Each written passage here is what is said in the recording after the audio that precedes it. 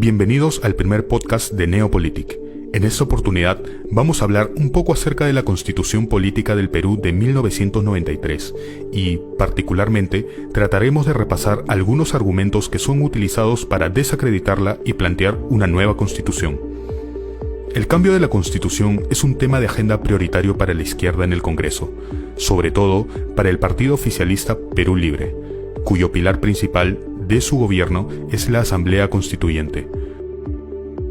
A continuación, te presentamos los principales argumentos que usan para justificar este cambio y te demostraremos que estos no son válidos. La Constitución del 93 es producto de la dictadura fujimorista. El 5 de abril de 1992 se da el autogolpe de Estado en el que Alberto Fujimori disuelve el Congreso e interviene el Poder Judicial.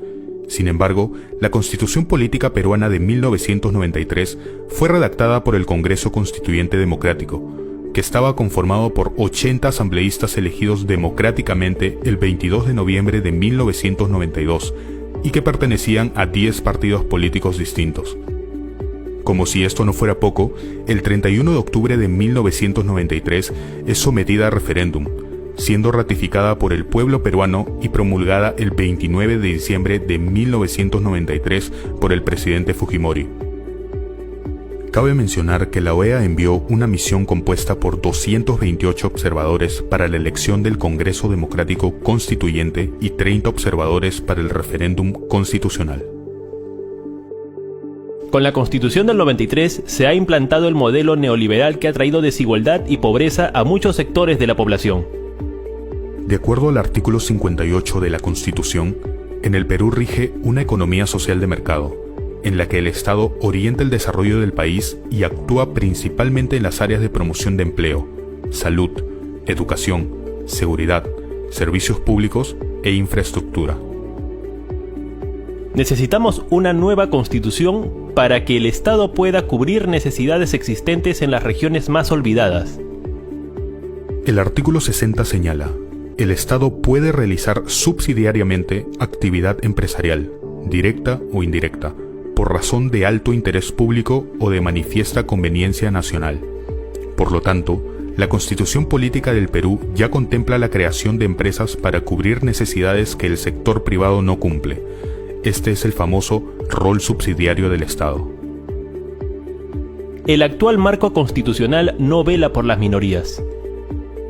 La Constitución actual expresamente señala en el artículo 2, y cito: nadie debe ser discriminado por motivo de origen, raza, sexo, idioma, religión, opinión, condición económica o de cualquier otra índole.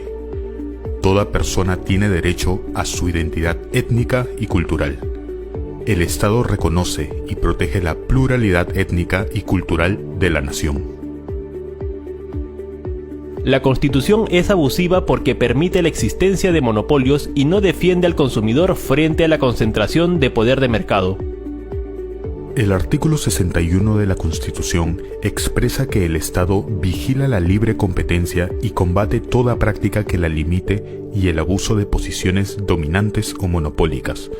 Por otro lado, tenemos al Instituto Nacional de Defensa de la Competencia y de la Protección de la Propiedad Intelectual, INDECOPI, que de acuerdo a la ley número 29.571, Código de Protección y Defensa del Consumidor, está a cargo de la protección y defensa de los derechos de los consumidores en todo el Perú. La Constitución no garantiza la salud ni la educación gratuita para todos los peruanos. Respecto a la salud, el artículo 11 señala que el Estado garantiza el libre acceso a prestaciones de salud y a pensiones a través de entidades públicas, privadas o mixtas, y supervisa su eficaz funcionamiento. El artículo 16 ordena la descentralización tanto del sistema como del régimen educativo y precisa que es deber del Estado asegurar que nadie se vea impedido de recibir educación adecuada por razón de su situación económica o limitaciones mentales o físicas. Se da prioridad a la educación en la asignación de recursos ordinarios del presupuesto de la República. Por si fuera poco, el artículo 17 precisa la obligatoriedad de la educación inicial, primaria y secundaria, y aclara que en las instituciones del Estado la educación es gratuita.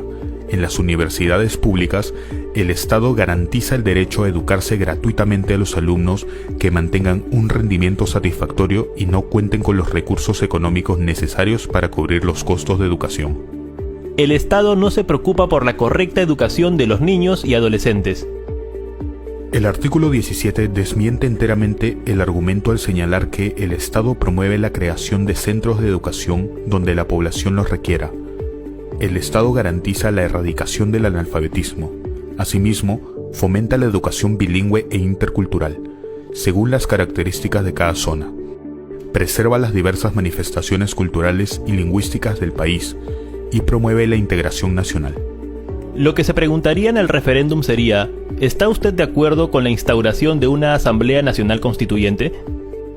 Sin embargo, la Constitución, en el artículo 32, es clara al mencionar que solo pueden ser sometidas a referéndum la reforma total o parcial de la Constitución. Por lo tanto, la Asamblea Constituyente sería una medida que escapa al marco institucional y constitucional al no estar normada en nuestro país.